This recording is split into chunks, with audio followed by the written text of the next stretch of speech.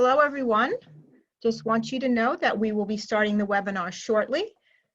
We did want to give everybody the opportunity to get on and get online, knowing this is the first time that we're using this particular type of format. So hold tight and we will be starting shortly.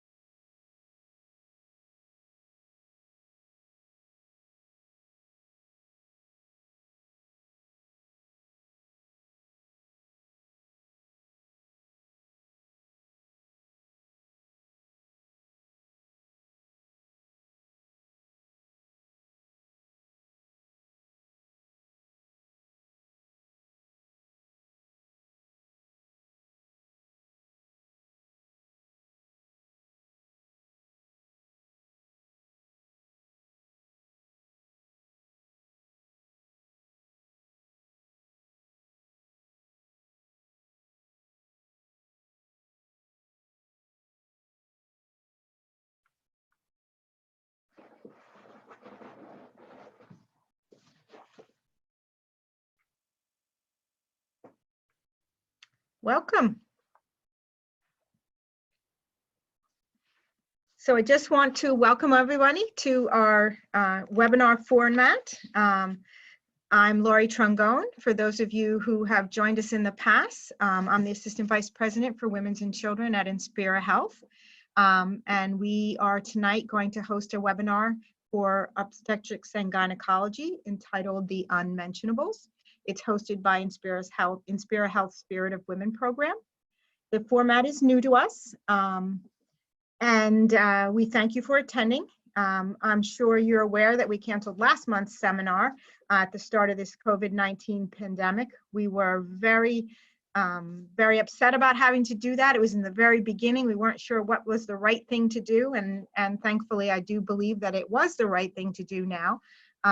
But it was important for us to find a way to move forward with our events and maintain some type of normalcy during this uncertain time and maintaining some contact with you so that we can continue to help provide education. And although we don't have the pleasure of seeing all of you in person or eating our lovely catered meals, which I know all of you have enjoyed as well as us, we do have a really great relevant message for you that's being presented tonight by a provider who has returned to our Inspira family, and there she is, Dr. Neely Elisha. So welcome and thank you for joining us. Some of the topics that she'll be sharing with us tonight are those not everyone is comfortable discussing, which is why we've appropriately entitled the webinar, The Unmentionables. I would like to, however, do some housekeeping before we get started. So the restrooms, oh wait, you should know where those are because you're in your own homes tonight, right? And dinner, well, you had to do that on your own in the comfort of your own home again. And when this is over, we can and will share a meal together again. And I'm betting that most of our programs will be even more packed than usual, and we usually get a really good turnout. So we miss you, and we will be seeing you soon. About the webinar format itself, the good start is you're already here and online. You probably know this already, but we can't see or hear you. You can only see and hear us. The only audio and video right now is myself and Dr. Neely Elisha. So you don't have to check your makeup. You don't have to, you can be dressed down tonight, as I'm sure most of you are. This is just one of the many advantages of a virtual event. As we begin, you'll see the slides that appear on the screen. Right now, I just have the title slide. And then there's a section where you can actually ask us questions. So feel free to submit your questions throughout the presentation as you think of them, and we'll address as many as we can at the end. So it's important for you to know that the questions are only visible to us, and your identity to us is anonymous. So we hope you'll feel comfortable to ask whatever questions are on your mind. Throughout the presentation, you'll see some poll questions pop up on your screen. And all the questions will be either multiple choice or true and false, and we do encourage you to participate. It's what makes this kind of type of event fun. Toward the bottom of your screen, you see a little hand icon. And when I ask you to raise your hand, that's the button that you'll use. So let's see if you can, let's see how many of you can raise your hand right now.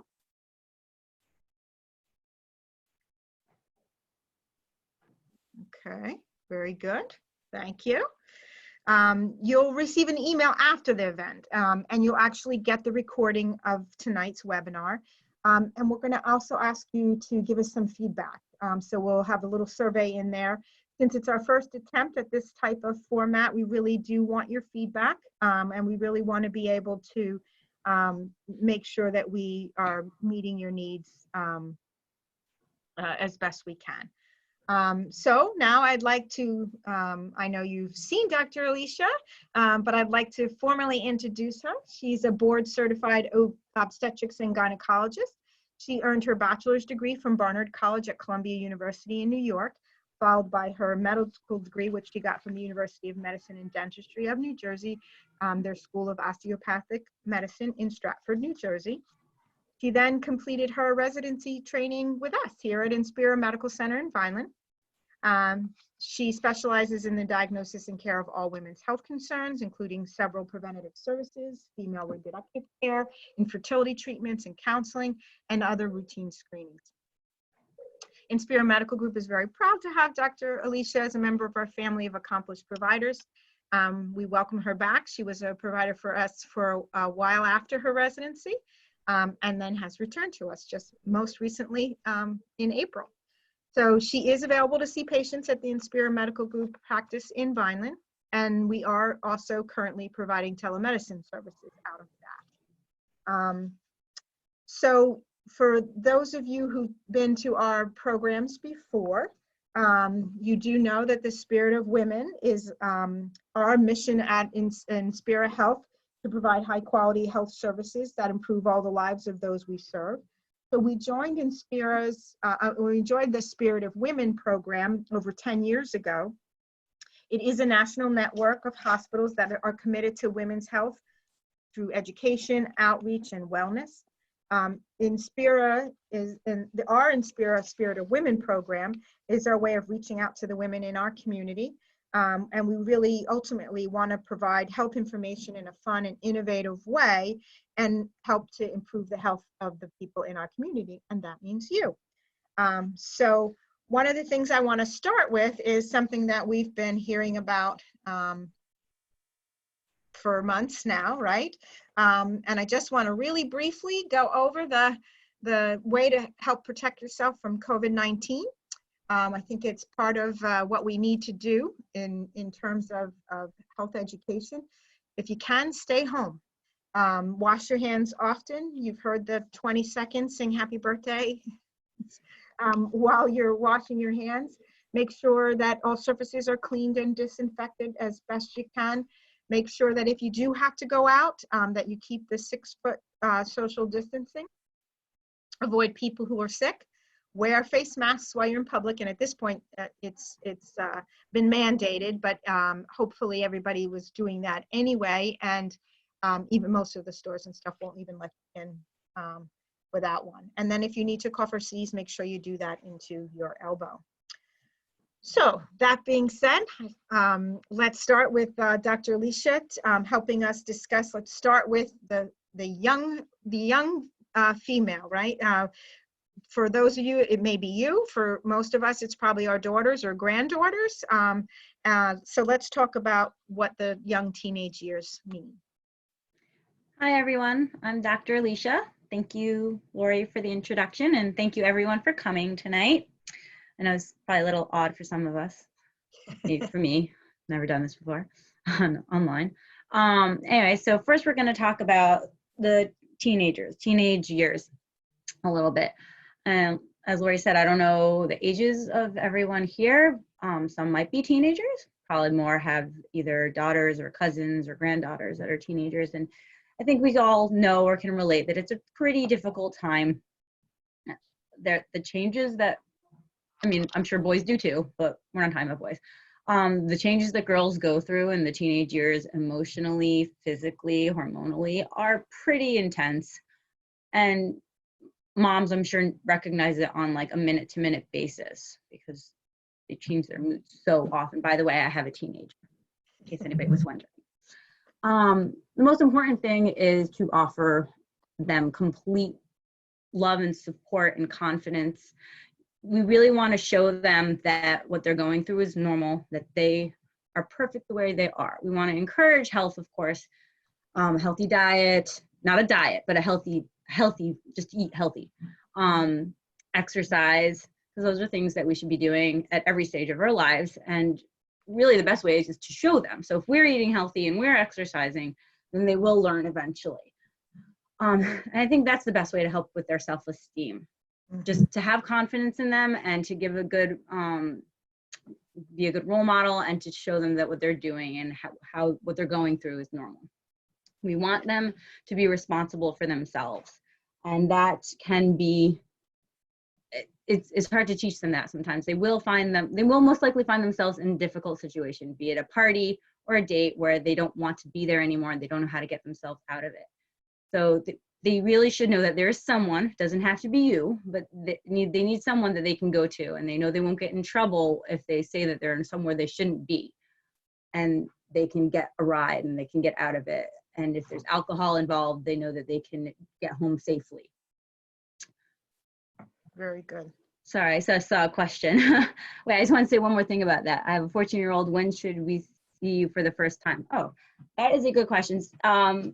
Are we going to answer questions now, or are we going to wait till the end? You can certainly answer this one now, but we'll wait for the rest to the end so that it doesn't mess up your flow. So a teenager doesn't have to go to the OBGYN unless there is a concern. So if they're having heavy bleeding or painful bleeding, painful periods, and the pediatrician doesn't want to take care of it, then they can come to the OBGYN. If they definitely, once they're sexually active, which hopefully they feel comfortable telling you when they're becoming sexually active, they should come to the OBGYN so that they can get tested for STDs and they can get birth control as needed. And another thing I want for them to trust you, and really what we really need to make sure that all women know that are teenagers that are going to parties, and even college students, when they go to a party, if there is alcohol, even though we don't want them to drink it, they're probably going to anyway. Make sure they understand that they need to pour their own drink, and they're going to keep that drink in their hand until it's done, because you can't trust anyone else to do it for you. Sorry, I just think that's really important. Yeah, absolutely. So let's discuss breast health. There are things that we can do to keep ourselves healthy and safe, and we do know that, but what do you recommend in terms of, there's been some controversy of doing self-breast exams, not doing self-breast exams? What's the recommendation, and what other things can we do? So self-breast exams, it used to be definitely recommended and encouraged to do every month. It's not really considered as necessary anymore. There hasn't been any studies or that have shown that it improves outcome. So now it's moved more towards breast awareness, self-breast awareness. So you don't have to do a breast exam every month, every day, every week, or every month, just once in a while, so you know what your breasts feel like. So that way, if something changes down the line, you'll be able to bring it to someone's attention. Mm-hmm. Clinical breast exams, where a provider like a nurse practitioner or midwife or family physician or OBGYN is doing it, is really a part of the annual exam, and it is important because they are trained to look for certain things that you, as checking yourself, might not know to look for. The things that will probably be obvious and you should look for and you should bring to someone's attention is if changes in your breast. So if there's dimpling, like a little dimple in your breast that wasn't there before, puckering, it's sticking out, or bulging of the skin, or changing in the color, or change of the texture, any kind of abnormal looking discharge, it's like not from the nipple, that's not milk when you're breastfeeding, obviously, or blood, you should definitely tell your OBGYN and they can do the correct test or refer you to the correct specialist. Mammograms is the screening test for breast cancer that we have. It is a low dose x-ray, and it's done every 1 to 2 years, starting at either 40 or 50 years old, depending on who you listen to, meaning like American Congress of Obstetrics and Gynecology or the American Cancer Association. They have different opinions on that right now. So it depends a lot about family history and risk factors that someone might have. Okay, thank you. So how many of you have had your annual exam and had your annual pap smear test? If you could, raise your hand.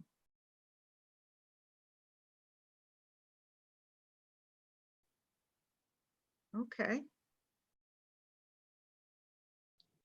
All right, so let's find out why they should. Well, there's lots of reasons to go to your annual exam, but specifically one of the main reasons women go is pap smear tests. Pap test is a screening test for cervical cancer. And there's only 3 screening tests for cancer that we have right now. Pap smears for cervical cancer, mammograms for breast cancer, and colonoscopies for colon cancer. And what's so great about the pap smear test is that it helps us find abnormal cells long before a woman develops cancer, because cervical cancer takes years to decades to develop from those abnormal cells.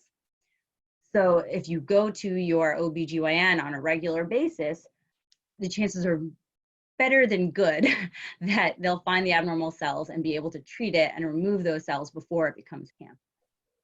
Okay, well, that's good.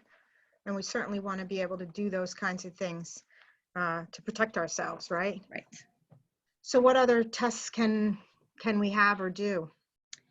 So at the annual, often we do testing for sexually transmitted diseases like gonorrhea, chlamydia, trichomonas. It's definitely recommended for younger women, and that might be stereotypical, but it's just that's the case. So either because they have more sexual partners or because they don't think to use condoms.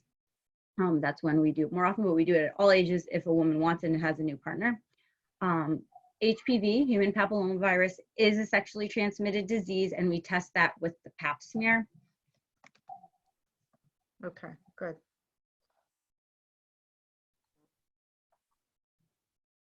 So here's a question for us. True or false? Douching is the best way to cleanse your vagina.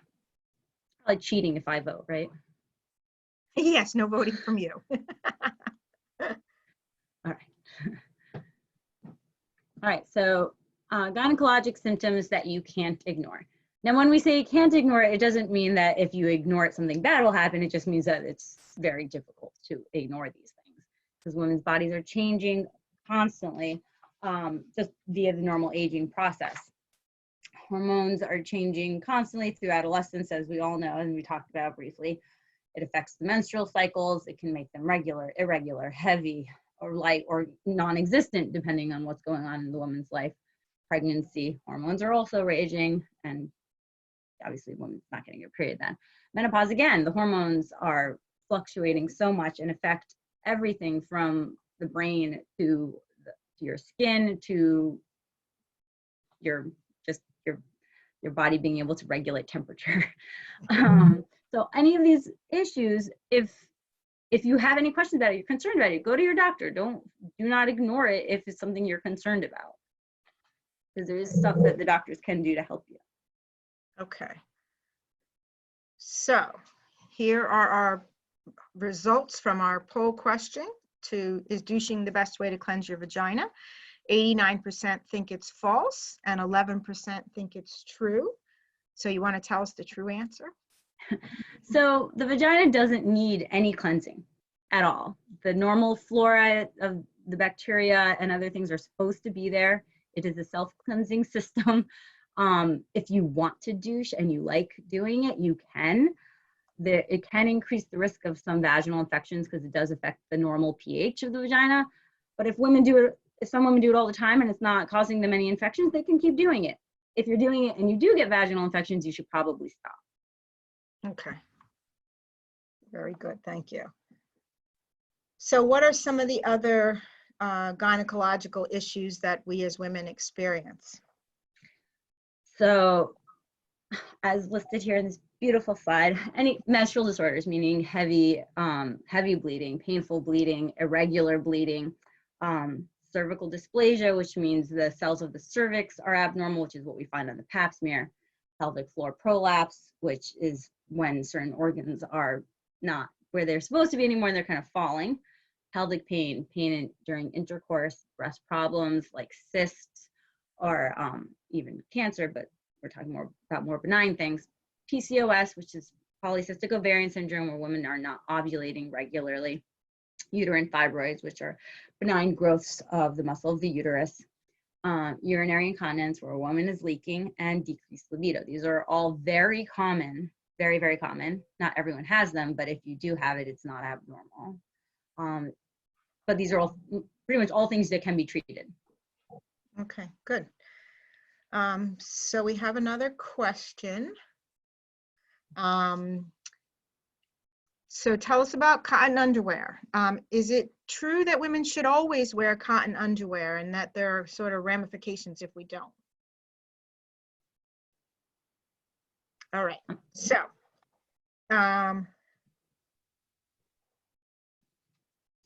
let's talk now about, you know, we hear a lot about sexual problems in men, right? The TV is full of advertisements about the medications and things that men can use.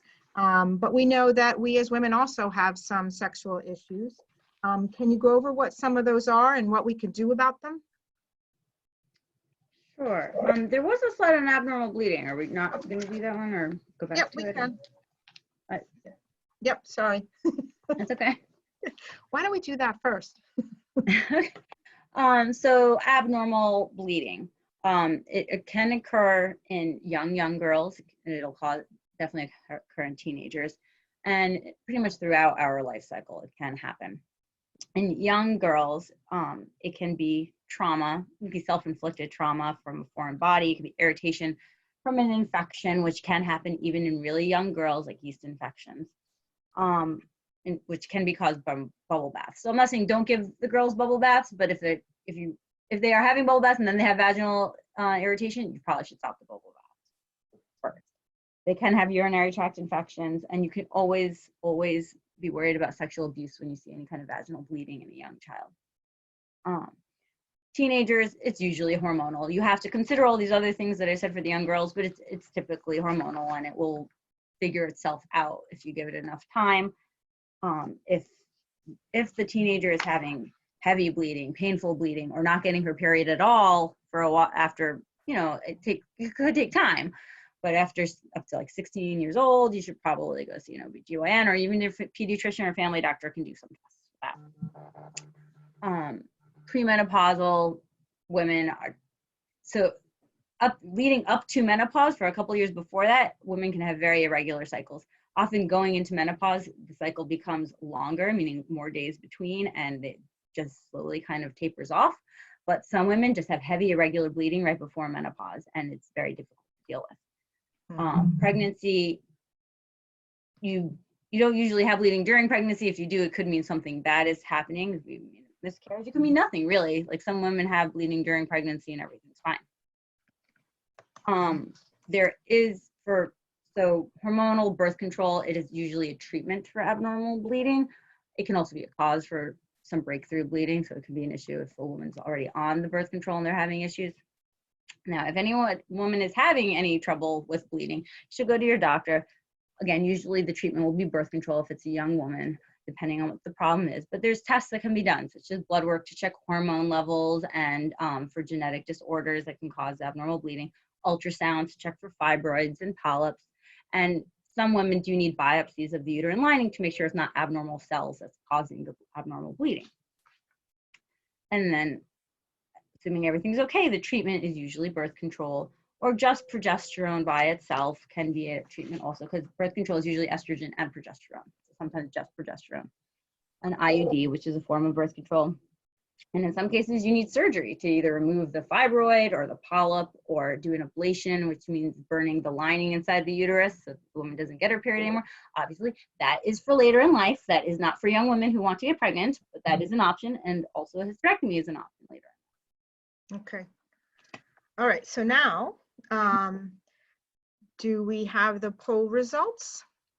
Okay. So whether women should wear cotton underwear or not, we have 67% who think women should exclusively wear cotton underwear and 33% who say false.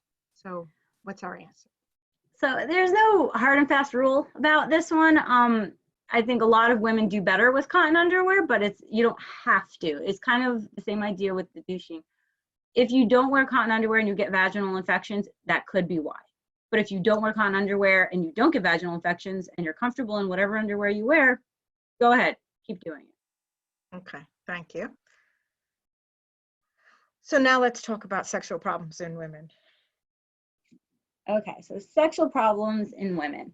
It is much more common than we think, than we realize. Because a lot of women don't talk about it because they think that something's wrong with them, or they think it's normal and that they shouldn't worry about it.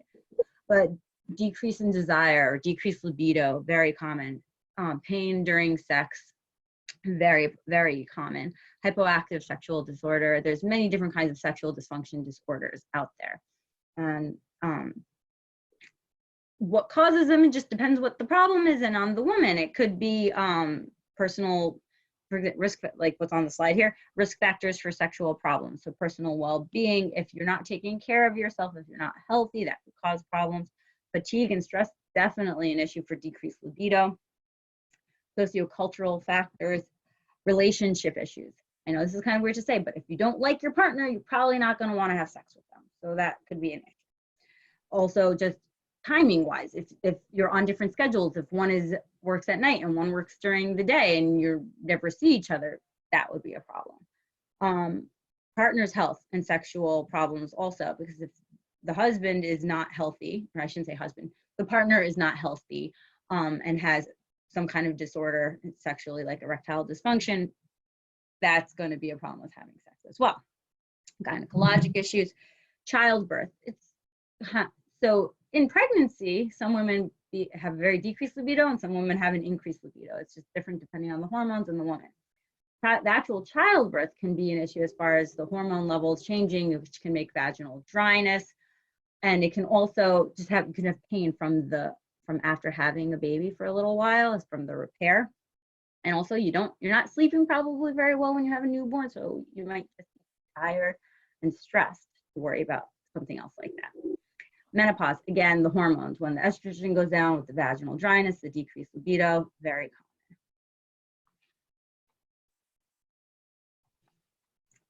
So painful, sorry, I have a lot of pages of notes here that I need to turn. All right, painful intercourse. Often it is vaginal dryness, especially menopausal women. So treating the vaginal dryness with vaginal estrogen or lubrication will often help. Adjusting medication. So there's some medications that just cause you to have a decreased libido, such as antidepressants, for example. Now, you might need those antidepressants, but maybe your physician can change it to a different one that's not affecting you as much, or decrease the dosage, or just depends on what's going on. Now, these medications that are listed at the bottom, sorry, I'm not going to pronounce them right, but they're weirdly written names. I don't know what to tell you.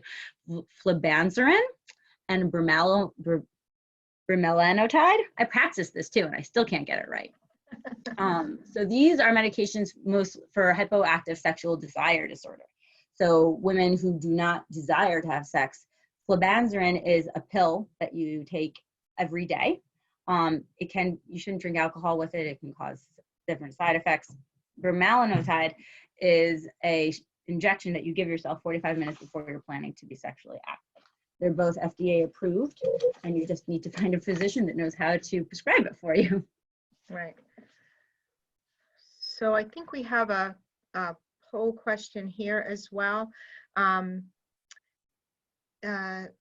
Is the water-based lubricant the preferred type of lubricant for treating vaginal dryness? So this is a true or false question.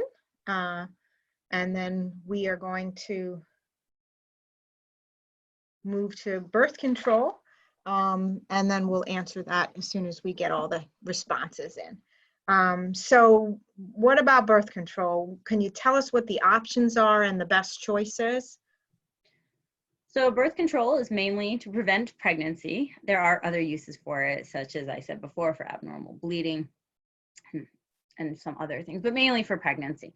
There are many different kinds of birth control options out there. The main one is, the most available one, most accessible one would be condoms, but it's not the most effective.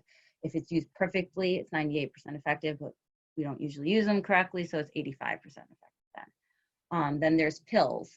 which there's many different kinds of pills out there of different dosages and formulations, and they all work. You just have to find the one that works for you. Then there's longer term options, such as a patch, which you can change a patch once a week. More convenient than remembering to take a pill every day. Then there's a NuvaRing, which is a plastic ring that lets off medicine that you put in the vagina and you switch every month. Very easy to use. And then then there's the depot shot, which is a shot you get once every 3 months in the doctor's office. And then there's longer term, which is there's an Nexplanon, which goes in the skin under your arm. It's good for 3 years. And then an IUD, which is an intrauterine device that a provider puts it in your uterus and you leave it there for 5 to 10 years. Which is the best? That depends on what you mean by the best. It really is preference, what someone wants to do and what they're planning in their life. If you're planning to get pregnant in the next year, you probably don't need an IUD. An IUD is, however, arguably, but really is the most effective just because it takes out human error. You have a provider put it in and you leave it there. You don't have to think about it. You don't have to do anything. It just works. So which birth control method has the least side effects? All hormonal birth controls have possible side effects. Who's going to have those side effects is a different story. Some women will never have any side effects to any birth control they ever try. Some women really need to work hard to find the one that works best for them. Okay. Those side effects can include moodiness, headaches, irregular bleeding. There is a birth control out there for everyone. You just might have to work at it. Okay. So here are our results. Water-based lubricants, true. 86% of our attendees think it's true that water-based lubricants are the preferred method for treating vaginal dryness. So lubricants are very helpful for vaginal dryness during intercourse. If you're having irritation from vaginal dryness and you're not having intercourse, this is not going to help as much. Really, vaginal estrogen is more helpful as a treatment because you use a little bit every day and the vaginal tissue actually becomes healthier and less dry. Oh, okay.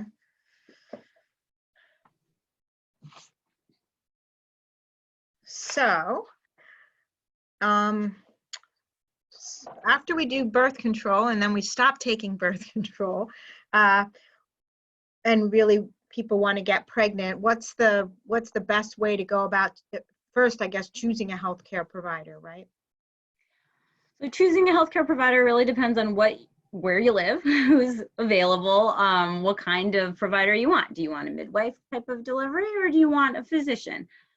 And where do you want to have the baby? Do you want a hospital or a birthing center? Those are considered the safest. I know there are home births and there is that tendency right now, but it's considered safer, according to studies across the board, safer for the baby definitely to deliver in either hospital or a birthing center. Inspira does provide a homey birthing experience, meaning you can choose what you want to do in your delivery. Do you want an epidural? Do you not? Do you want to ambulate? Do you want to stay in bed? Who do you want with you? It's really up to you. You have to decide what you want and let us know. If you have any questions, obviously ask your provider how they can help you. Good, okay. So is it good to go to childbirth education? Knowing we can't do it right now? Well, it's great to get childbirth education. There's not really any in-person classes right now because of the pandemic, but there are online classes and you can call 1-800-INSPIRA, especially once this pandemic has resolved, and you can be hooked up with classes that will help you. Good, okay.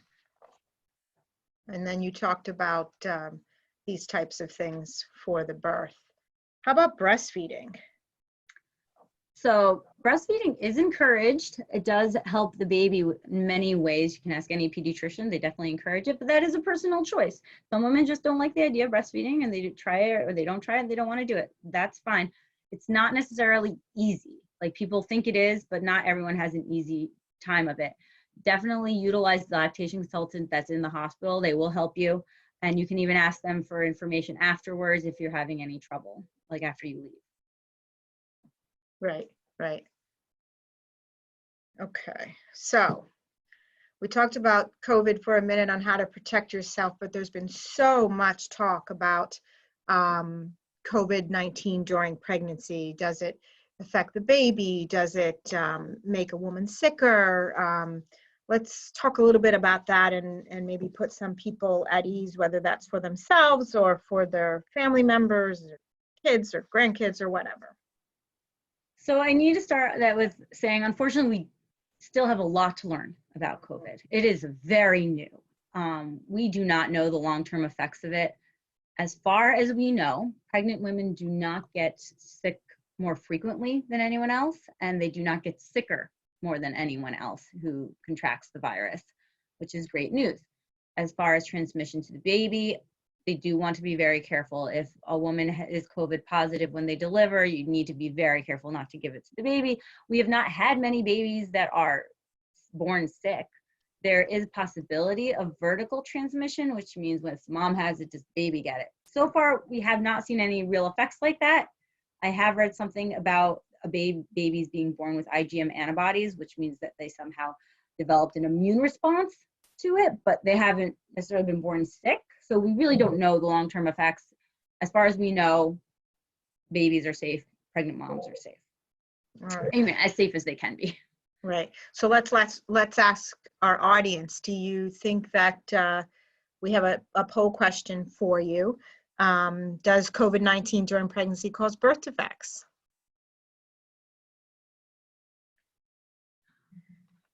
Okay. So while we're answering that, I'll just say that the best thing that pregnant women can do right now as far as COVID is try to stay as healthy as possible, because we know that healthy people do survive the best. So Right. Stay active, eat a healthy diet, continue your vitamins, go to all your doctor's appointments. And if you are sick, tell somebody. Right, right. That's been one of the things that we've been finding, is that people are staying home sometimes too long. We here at the hospital, we've got all kinds of services. We're ready, we're prepared.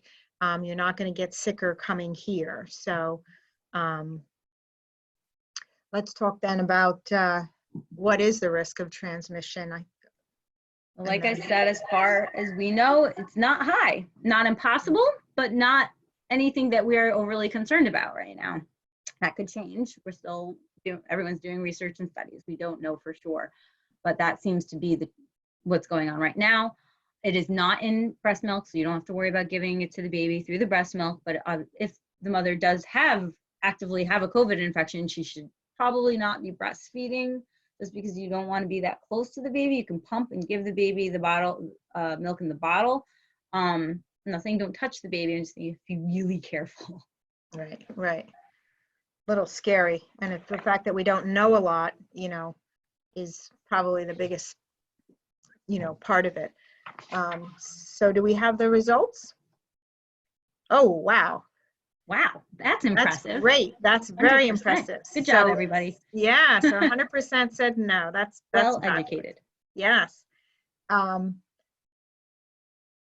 So does it make it worse? I know you kind of touched on that a little bit already. Pregnancy, it doesn't increase any risks during the pregnancy. It's not an indication to deliver early. I mean, again, pregnant women are not getting very sick from it. If there is a pregnant woman who does get very sick from it and has pneumonia and is intubated and everything, that might be a different scenario, but it doesn't really usually indicate an early delivery at all. Okay. So I guess the only thing people do need to think about if they are COVID positive and they're having a baby, is that change in, maybe they need to pump and let somebody else give the breast milk, maybe sort of change their plan a little bit in terms of their birth plan. And the real change would be as far as support people. Usually you can have 3 support people, and we just can't have that many people in the hospital right now with the pandemic. So you can have 1 support person typically. You have to choose who that would be. Pain management doesn't change. Shortening the length of stay of the hospital is really optional, because after a vaginal delivery, you could stay 2 days, but you can stay 1 day. So if you want to try to get out of the hospital faster, as long as everything's okay, you can do that. And as far as a C-section also, you can stay up to 4 days typically, if everything's okay, but you can try to leave on day 2 or day 3 if you're feeling good and no fevers or anything like that. Good. Okay. So the dreaded issue of pelvic floor issues and menopause. And so let's talk a little bit about pelvic floor issues. You know, some of these things, you know, we experience of women that we experience as women are difficult to ask and discuss. That's why you're here with us tonight. And hopefully people can ask some good questions. But let's talk about, what does that mean? What does pelvic floor issues even mean? Oh, well, generally pelvic floor issues, it can mean many things as far as like pain during intercourse, just vaginal dryness, pelvic organ prolapse, like I was saying before, where the bladder or the uterus or the rectum is falling in, down through the vagina.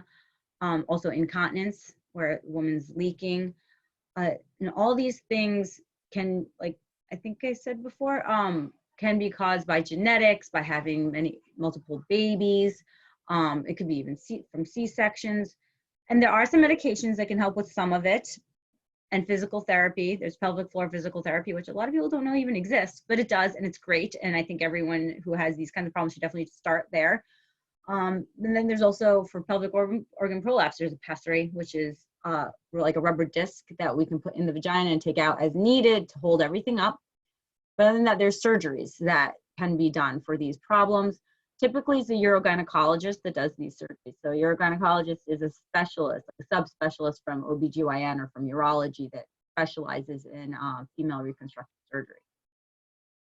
So that is actually one of the questions, and I just think it's important to we say we do them at the end, but one of the questions is, for a prolapsed vagina, for a prolapse, should you go to a GYN or a urogyn? So I would start with the GYN, and they'll, depending on what's falling. So if it's just the uterus falling, then a GYN can take care of that. If it's the uterus and the bladder and the vagina and the rectum, then you're going to need to see a urogynecologist. Right, right. Okay, dreaded topic, menopause. At least some of women, this is not a problem, right? But some women it is. What are some of the issues we experience as a result of being in menopause, and then what options do we really have? So yeah, menopause is inevitable for everyone one way or another. When it happens is different for everyone. The average age is 51. So the average means that some women have it much earlier, some women have it much later. It is somewhat genetic when a woman goes into menopause. So if you find out how old your mother was when she went through menopause, that might give you an idea of when it will happen to you. It's not foolproof, but that is a good indicator. And 40% of women experience one or more of these symptoms mentioned below, include vaginal burning or itching, decreased libido, vaginal dryness that causes painful intercourse that we mentioned before, bleeding after sex, which is usually from the vaginal dryness and the vaginal atrophy, frequent vaginal or urinary tract infections, frequent urination, night sweats, hot flashes. Those are probably the most common ones that people know about. And all of this is caused from the decrease of estrogen that happens during menopause. And there are treatments that we can do. Next slide. There we go. Here are the treatments. So treatment is typically hormone therapy. So that would be estrogen is the main hormone that women need to combat this, because it's from the decrease of estrogen. So women who don't have their uterus, had a hysterectomy for whatever reason, only really need estrogen. Women who still have their uterus needs estrogen and progesterone, because unopposed estrogen for too long can cause abnormal cells in the uterus that can cause uterine cancer. So the progesterone combats that and opposes the estrogen. Bioidentical hormones is an option out there for, it's kind of a specialized medication that some doctors take a course and learn how to do, but essentially they're checking your hormone levels, and then based on your levels gives you a certain amount of the hormones to supplement it. I'm not a big fan of bioidentical hormones because it's not FDA approved, and we have FDA approved hormone therapy that I prefer to use. But there are doctors out there that do bioidentical hormones. Right, right. So what are the risks and benefits though? So the risks and benefits of hormone therapy. So the benefits, there's obvious that it's going to help a woman with all her symptoms, most likely. Maybe not all of them, but some of them, and definitely feel better overall. The risks, there was a study way back when called the Women's Health Initiative, and there were two arms, one with estrogen and progesterone, one was just estrogen. And it did show that after 5 years of taking hormone therapy, there was an increased risk in certain things, such as heart attacks, breast cancer, fracture. Now, depression, estrogen usually helps with mood, so decrease in estrogen will cause depression. Sleeping problems, it's more from the night sweats, because if you're sweating all night, you're not going to be able to sleep, and that's causing sleeping problems, which also contributes to the depression, by the way. So it's all kind of intertwined. Now, that being said, there are risks. However, hormone therapy is approved. Like, you can take it. Go to the next slide, I think. Okay, sorry. Now, who should take the hormones? Obviously, so women who are having menopausal symptoms that are affecting their lives, you shouldn't have to suffer when we have something that can help you. So that women should take it. And the rule of thumb is really take the minimum hormone therapy you can take that actually improves your symptoms. If you're still having the symptoms, then up the dose, because there's no point in taking the medication and increasing risk of certain things if you're not even getting any benefit out of it.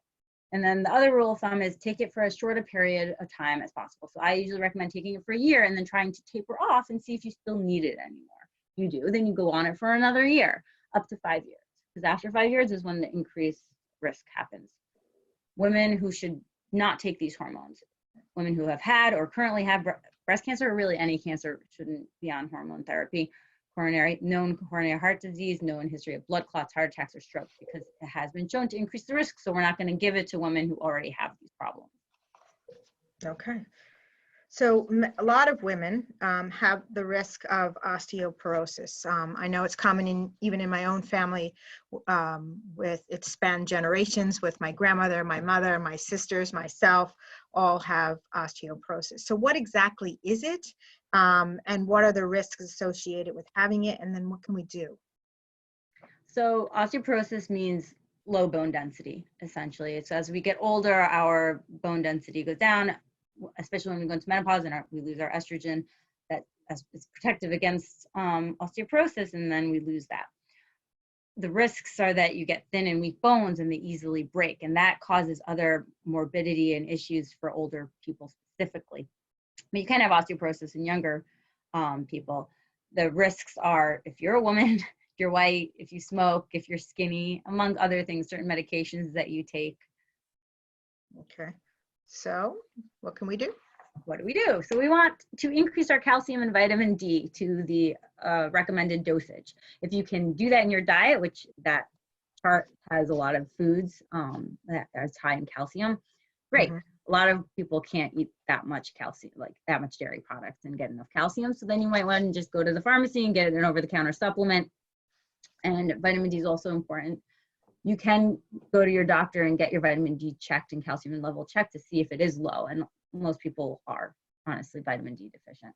Yeah. Don't drink too much alcohol, that causes problems. Exercise is great. Specifically, weight-bearing exercises does increase your bone density.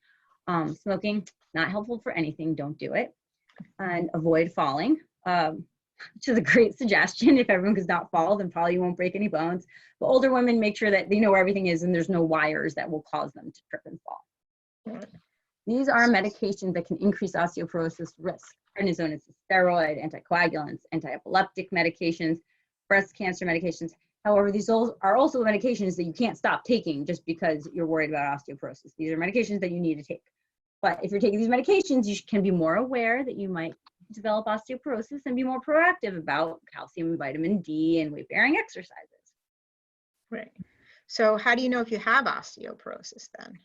There is a wonderful test called the DEXA scan that we recommend all women starting to get done once every 1 to 2 years once they hit menopause and their estrogen goes down, or if there's other risk factors, we might recommend doing that earlier.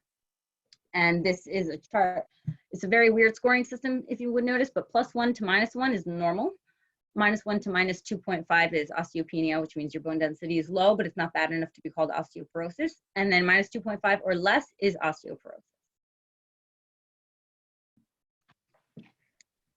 So what happens during osteoporosis? You have the normal bone on the left side of the screen and the osteoporotic bone on the right. As you can see, the spongy center and lots of hard fibers is normal. And then as the bone weakens, it gets fewer and thinner fibers and the surrounding shell of the compact bone is thinner, which you can see as thicker on the left and everything's thinner on the right with more space in between. And it makes the vertebrae weak. And then the bones can actually get crushed under normal weight it's holding, which is kind of when older people get hip fractures, like they fall and they have a hip fracture. Then the question becomes, did they fall and that's how they broke their hip? Or did they break their hip just from standing and bearing their own weight and that's how they fell? So treatments, what can we do? There are medications out there. So you can go to a gynecologist. They will do the test for you. And some will actually prescribe these medications. The most common are bisphosphonates, Fosamax, or Boniva. Everyone has seen commercials or heard about these before. But really, mostly it's primary care doctors or rheumatologists that take care of this. Okay, so lastly, let's talk about some of the ways we can be proactive in getting screened for some of the other cancers we might experience. So as I mentioned before, we have 3 screening tests for cancers: pap smears for cervical cancer, mammograms for breast cancer, and colonoscopies for colon cancer. So these are all very important tests to do because these are cancers you can prevent if you do these tests. All the other cancers, unfortunately, we're just looking for symptoms, and then we do tests to find out what's causing those symptoms. So for uterine cancer, you want to be careful for bleeding. And for ovarian cancer, is really vague symptoms like bloating or weight loss or pain.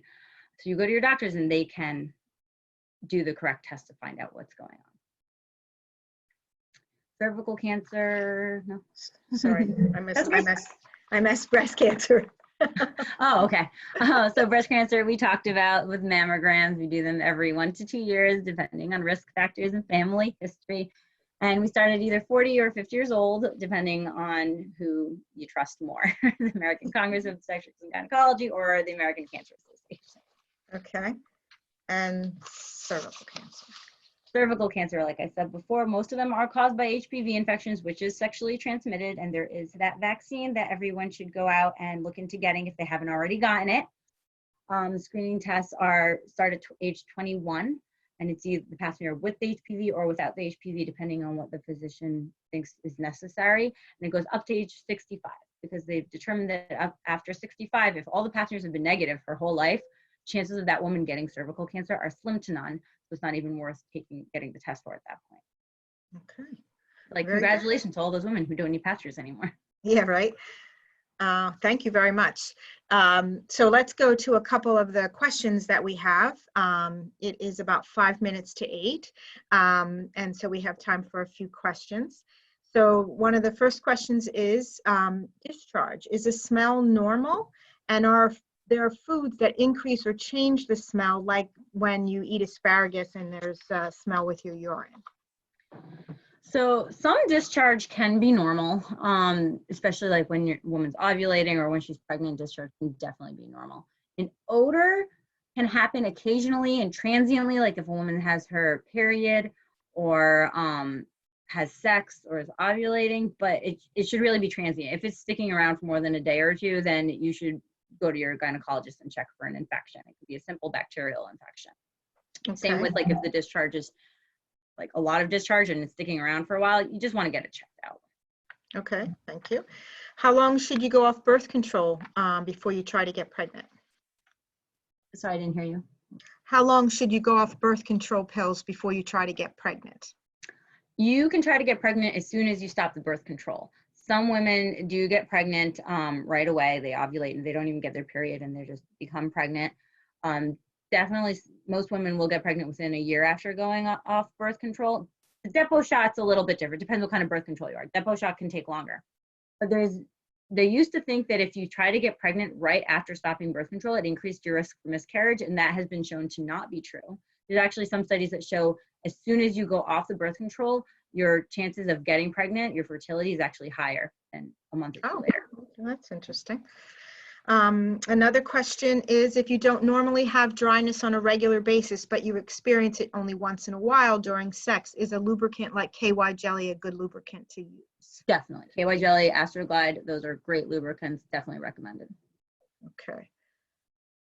You had answered, is there a limit to the number of years you can take estrogen? I think you told us 5 years, correct?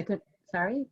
the question was, is there a limit to the number of years you can take estrogen? But I think you answered that as 5 years. Well, so yeah, that's what's recommended because after 5 years, the risks of certain things goes up. Now, that being said, I've had patients that have been on it for much longer than 5 years because every time they go off it, the symptoms come back and they know the risk and they want to continue it. That's up to them.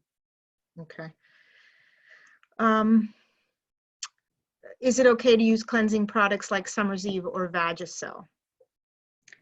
It's fine as long as you're not having problems. If you're, again, like if you're having vaginal dryness or infections, you might want to try to stop doing that for a while and see what happens. Right, right. Will a daily vitamin be enough to help with the calcium and vitamin D for bone density, or should you be taking additional calcium and vitamin D with the daily vitamin?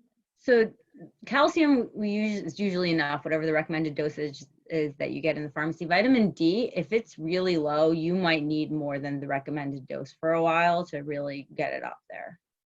Otherwise, unless you like love sitting in the sun, which a lot of us do, and that will help a lot, but you might want to get your vitamin D checked. That's probably the best answer. Okay, thank you. What is your opinion of post-hysterectomy and postmenopausal women needing to see an OBGYN? So I still recommend you coming to see the OBGYN for the breast exam, and also depends why you had the hysterectomy. If it was for abnormal cervical cells or even possible cervical cancer, then you're going to want to continue seeing them. There is such a thing as vaginal cancer, which you won't know you have unless someone's looking. So, and it's pretty rare. It's like 2% of all the GYN cancers, but that is why we recommend it. And also there's other vaginal chronic diseases that people don't even think about, like lichen sclerosis, which is a chronic inflammatory disease that can change the architecture of the vagina. And some women don't even realize that they have it until the gynecologist looks and tells them. Oh, wow. Okay. So we have time probably for another 1 or 2 questions. My doctor suggested a bladder sling. Is there anything I can do before actually jumping into surgery? So a bladder sling is usually for incontinence. I would recommend first going to a pelvic floor physical therapist because that can't hurt and it might help. They can teach you how to do Kegels and see if that helps. I mean, it depends what kind of incontinence you have. Stress incontinence, you could try a pessary also if you really don't want to do surgery. Often for stress incontinence, a sling is usually the best treatment in the end. Okay. And then if a person tests positive for HPV and then has negative results later, does that mean it's gone? Kind of, yeah. So HPV is really interesting in that young women can have it and then your immune system gets rid of it. So you could have tested positive and then it's gone. And some women it's gone for life, and some women it shows up again like 20 years later for some reason. It's like lies dormant and then just pops back up. But that's actually why we don't check for HPV in 20-year-olds, because they might have it and then it's gone in a year. So what's the point of checking for it? Oh, right. Okay. And then the last question is bleeding heavier if you use an IUD rather than the pill?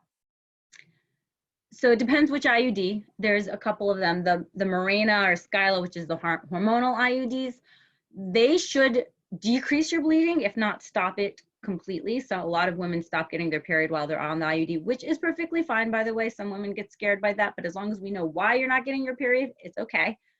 Then there's another IUD called the Paragard, which is made of copper. It's non-hormonal. A lot of women who use that one because they can't use the hormones or don't want to use the hormones, they can have heavy irregular bleeding for the first 6 months. Usually that gets better after the first 6 months, but sometimes it still remains heavy and long periods. Okay.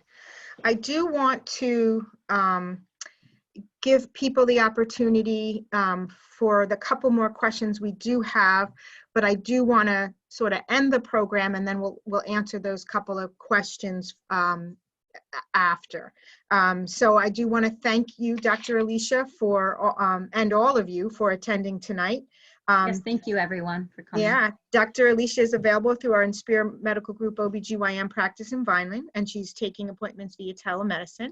She does do obstetrics and gynecology. That's one of the questions that we have. For those of you who have enjoyed and would like to attend our next webinar, we do have the topic of incontinence and urogynecology with Dr. Wojin Trong.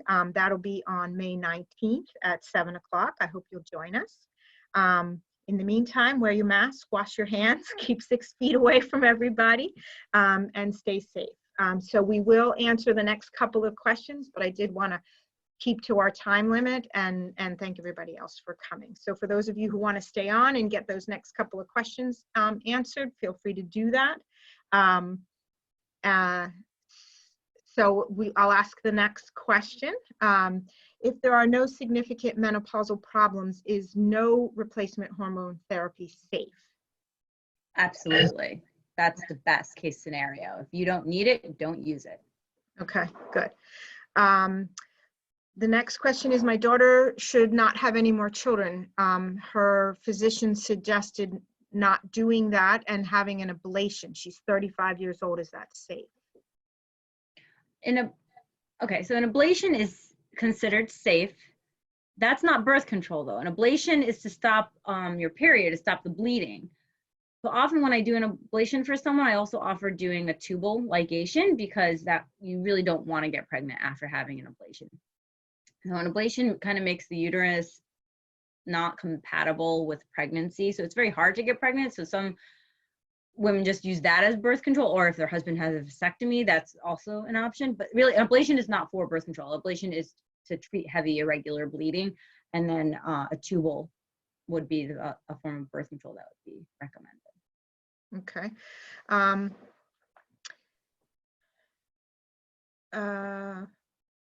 If you don't and one more thing, sorry. An ablation at 35, it is a good treatment for irregular bleeding. However, it is kind of a temporary fix.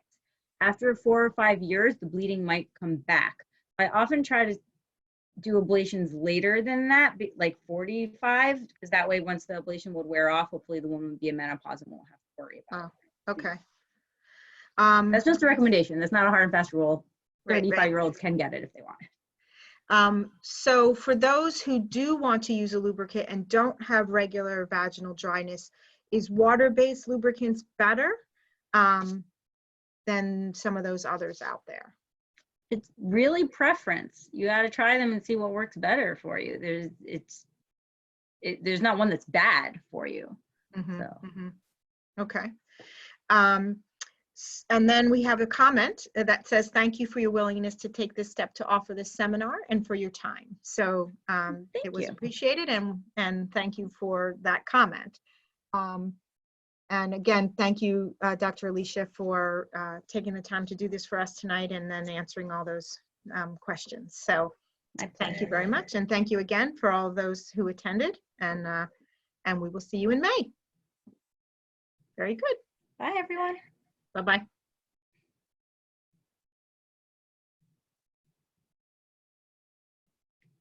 don't know if I should sign off. Yes, I'm trying to figure that out too.